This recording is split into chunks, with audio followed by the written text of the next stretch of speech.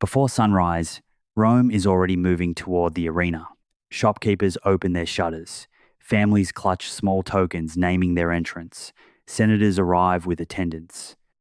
Laborers, freedmen, and visitors join a human river flowing toward the largest amphitheater the world has ever seen. Soon, roughly 50,000 people may be sitting inside. Above them stretches an enormous fabric awning. Below them lies an arena prepared with fresh sand. Behind the walls wait gladiators, hunters, musicians, officials, medics, stagehands, and animals brought to Rome from far beyond Italy. And almost nobody in that crowd has bought a ticket. Admission to the Colosseum was generally free, yet the building required repairs, guards, cleaners, and an army of workers. Gladiators had to be acquired, trained, fed, equipped, and treated when wounded. Wild animals had to be captured thousands of miles away, kept alive across sea voyages, housed near Rome, and moved beneath the arena. Scenery had to be built, machinery had to be maintained. Tens of thousands of spectators had to be sorted, seated, shaded, and controlled. It was an entertainment operation with extraordinary expenses and almost no ordinary box office revenue. So who paid to run the Roman Colosseum? And if the spectators were not buying the spectacle, what exactly was the person funding it buying from them? The answer begins before the first gladiator entered the arena, on a piece of land that had already become a political message. After a great fire devastated Rome in the year 64, Emperor Nero claimed a vast area in the center of the city for an extravagant palace complex. At its heart was an artificial lake. To many Romans, this was imperial luxury made visible. Land in a crowded city had been absorbed into the private world of one ruler. Nero died 4 years later. Civil war followed. When Vespasian emerged as emperor, he faced a basic problem. He had founded a new dynasty, but he did not inherit the prestige of an ancient ruling family. He had military power. What he needed was public legitimacy. So the lake was drained, the ground was prepared, and construction began on a vast public amphitheater. The gesture mattered as much as the architecture. Nero had taken this land for himself. The Flavian emperors appeared to give it back to Rome. Even the funding carried a message.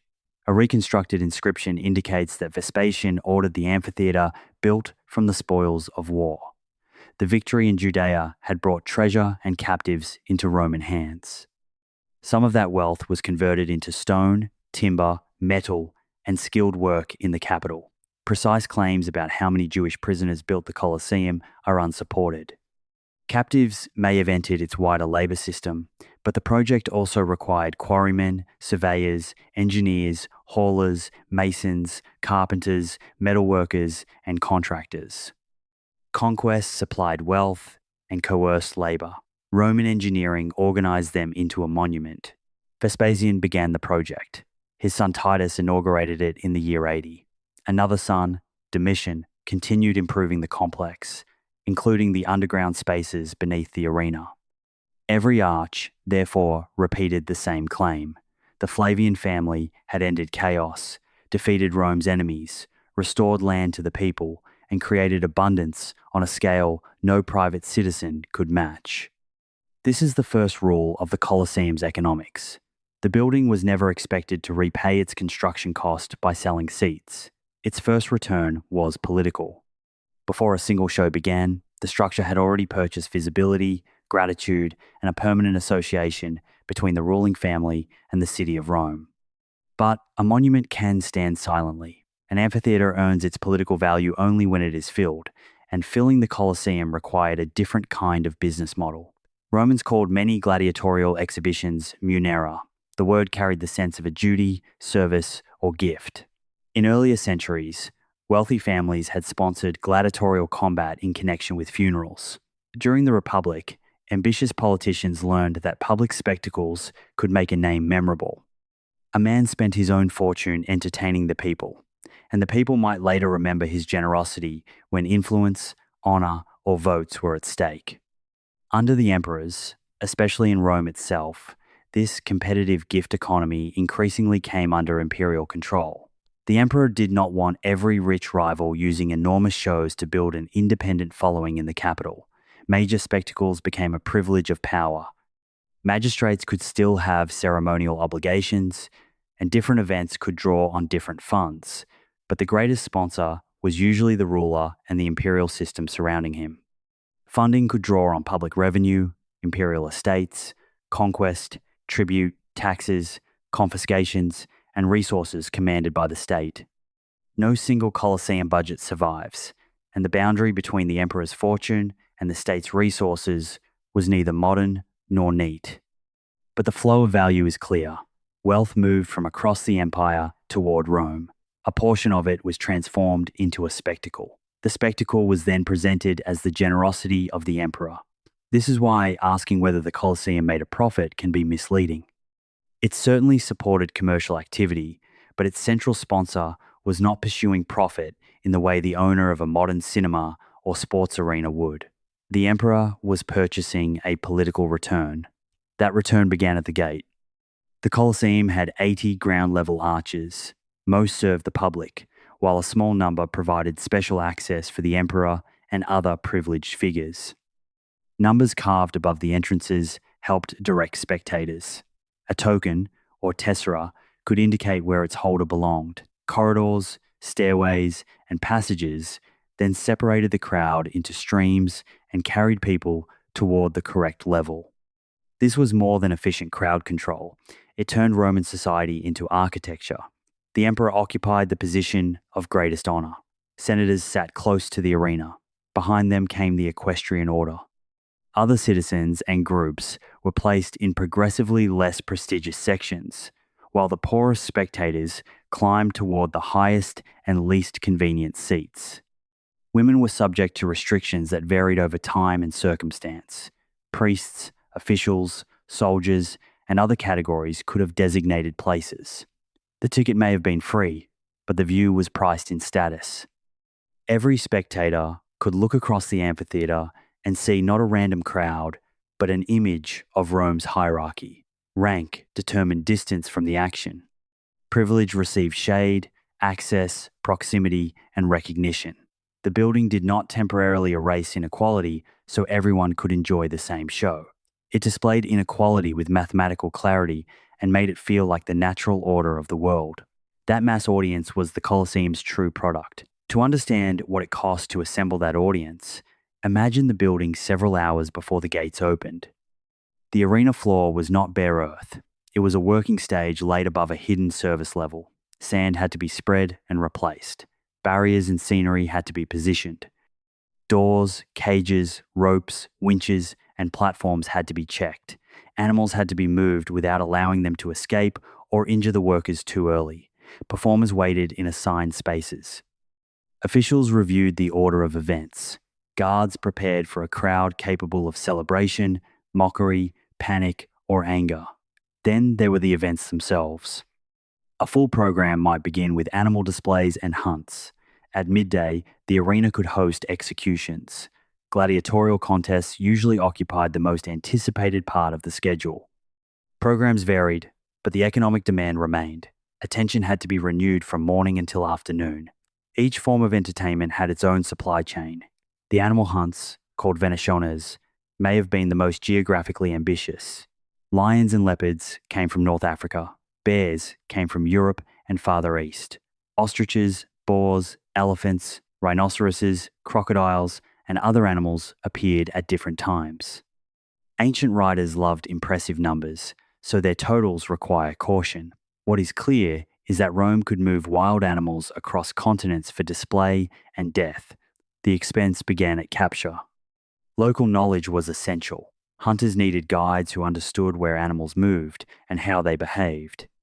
Traps, pits, nets, ropes, cages, food, water, guards, porters, and transport animals all had to be assembled.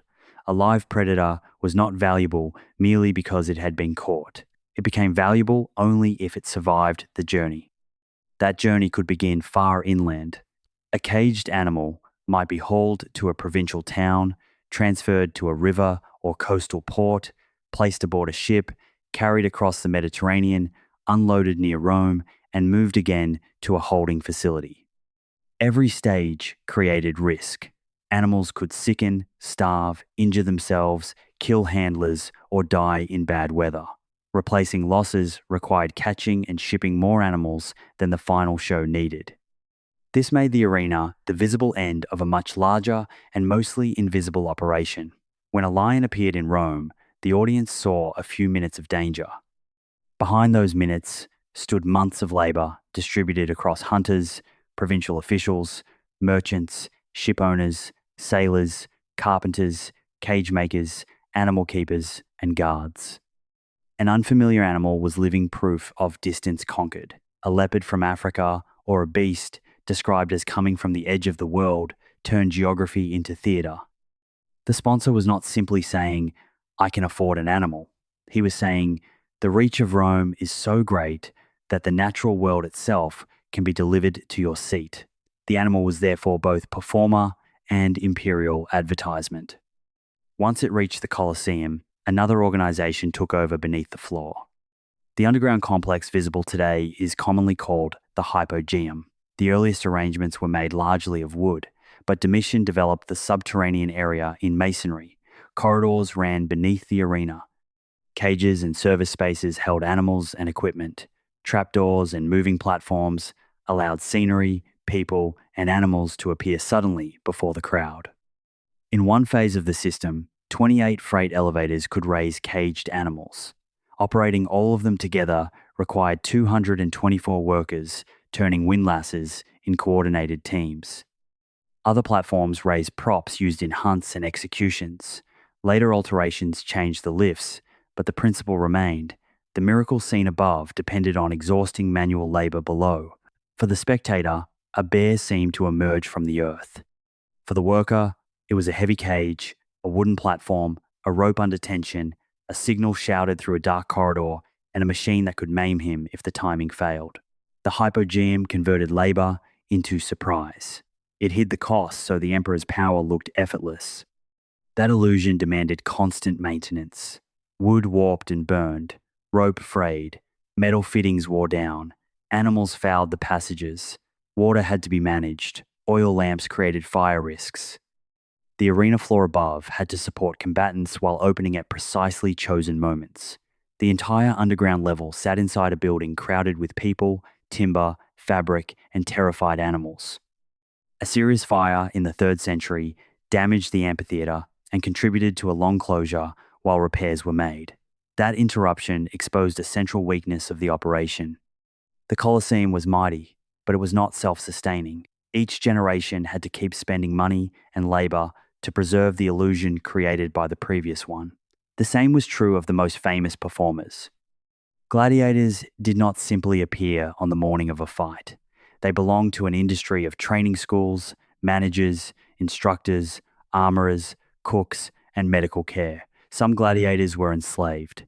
Some were prisoners or condemned men. Others entered voluntarily, accepting severe loss of status and personal freedom in exchange for the possibility of money, excitement, or fame. Their backgrounds and legal positions varied, but once trained, each capable fighter represented an investment. The manager of a gladiatorial school was known as a lanista.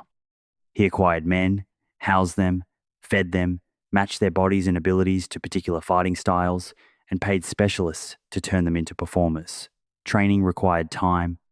A novice who died before becoming skilled had consumed resources without generating much return. An experienced gladiator who understood how to create suspense before a vast crowd was far more valuable.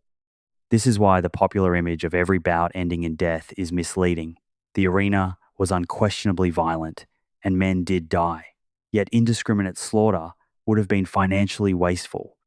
Gladiators could be hired or supplied for a show under arrangements that made the sponsor liable for a much larger payment if a valuable fighter was killed.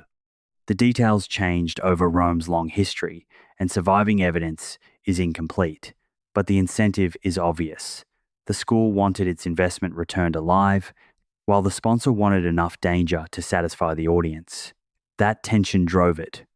If every fight were obviously safe, the crowd would lose interest. If every fight destroyed both performers, the cost would become unsustainable. The ideal contest produced the feeling that death was possible, showcased skill and courage, created a clear victor, and preserved enough trained fighters to appear again. Successful gladiators could become famous. Their names appeared in graffiti, their victories were discussed, some received prize money or gifts. A few eventually gained freedom, symbolized by the wooden sword. Fame did not erase the coercion and degradation built into the system, but it did complicate the economics. Rome could transform a man legally despised by elite society into a performer admired by thousands. That fame increased his value. It also increased the cost of losing him. The final decision was not made in a quiet office. It became part of the public performance. The presiding sponsor listened to the crowd and displayed judgment. Popular gestures, chants, and expectations could influence the fate of a defeated gladiator, although modern cinema has oversimplified the signs and certainty of that process. What mattered politically was that everyone watched the ruler respond. Mercy displayed generosity, severity, decisiveness. Both could fail if the crowd disagreed. The emperor was not only funding the show, he was performing inside it from the best seat. Around the gladiators and animals worked many less celebrated people: attendants, referees, musicians, armorers, handlers, carpenters, riggers, medics, messengers, cleaners, and crews assigned to remove bodies and restore the sand. On a major festival day, the Colosseum was less like one business than a temporary city with a single deadline. Every department had to succeed at once. If the cages arrived late, the morning program failed. If machinery jammed, the surprise disappeared. If seating broke down, social conflict could spill into the corridors. If the crowd became angry, a celebration of power could become a public display of weakness.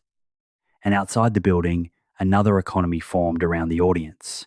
Tens of thousands of visitors created demand for food, drink, lodging, transport, and souvenirs. Vendors and taverns could profit from a free spectacle. But these businesses could not finance imperial hunts, gladiator schools, or major repairs.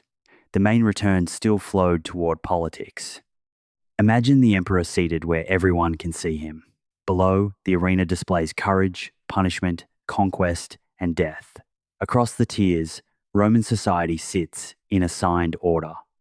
Exotic animals prove the empire's reach. The crowd receives a day of entertainment without surrendering coins at the gate, and at the center of every pleasure is the same implied sentence: this exists because your ruler can provide it. That sentence was worth paying for. The crowd could see the emperor react. The emperor could hear the crowd answer. Spectators shouted praise, jokes, complaints, requests, and sometimes demands. A packed arena gave the population a rare sense of collective voice. That made the Colosseum useful, but not completely controllable. Applause measured approval. Silence could be ominous. Mockery could travel. A sponsor who offered a disappointing show did not merely waste money. He displayed failure before tens of thousands of witnesses. Risk fueled extravagance. Each memorable show changed expectations for the next one. More animals, scenery, celebrated fighters, and days of entertainment could make one ruler appear more generous than his predecessor. Yesterday's wonder became tomorrow's minimum. That escalation could consume fortunes. Roman law at times tried to regulate what gladiatorial shows cost and how the industry was taxed. Local elites elsewhere in the empire could feel intense pressure to sponsor games beyond what was financially sensible because public generosity was tied to honor and office. In Rome, imperial wealth made the largest displays possible, but even an emperor had competing demands.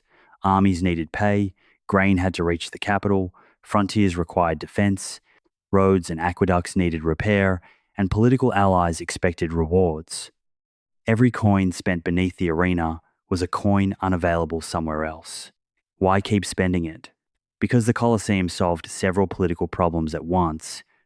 It made imperial wealth visible. Money stored in a treasury is abstract. A rhinoceros rising through the arena floor is unforgettable. It converted conquest into a benefit for the capital. People who never saw a distant province could experience its animals, captives, treasure, and stories without leaving Rome. It staged social order. Every class entered through the correct arch and occupied the correct level. It displayed justice, as Romans understood it, through punishment and public authority, even when that justice appears brutal to us. It allowed the emperor to appear generous. The audience received something valuable and knew whom to thank. And it occupied public attention with a shared drama whose rules were controlled by the state. None of this means the Roman crowd was simply fooled into obedience. Spectators were not passive. They had preferences, favourite fighters, grievances, and the ability to praise or embarrass a ruler. Nor can every political problem be reduced to the phrase bread and circuses. Rome governed through law, armies, taxation, patronage, religion, administration, and violence, as well as entertainment. But the Colosseum gave those systems a stage. It turned power into an experience people could see, hear, and feel beneath their feet. In that sense, the free admission was not a missing revenue stream. It was the core of the strategy. Charging the population a commercial price would have weakened the gift. Free entry allowed the sponsor to claim the entire spectacle as generosity. The citizen did not purchase a seat from the emperor as an equal customer. He received access from a superior patron. That relationship created an obligation less precise than debt, but politically useful. Gratitude, approval, patience, and recognition of who possessed the resources to provide such a day. The spectators paid without paying at the gate. They paid indirectly through an imperial economy supported by taxes, rents, tribute, confiscated wealth, and conquest. Some paid through labor. Provinces paid by supplying animals and resources. Defeated peoples paid most violently through plunder and captivity. Gladiators and condemned prisoners paid with their bodies. Workers beneath the floor paid through danger and exhaustion.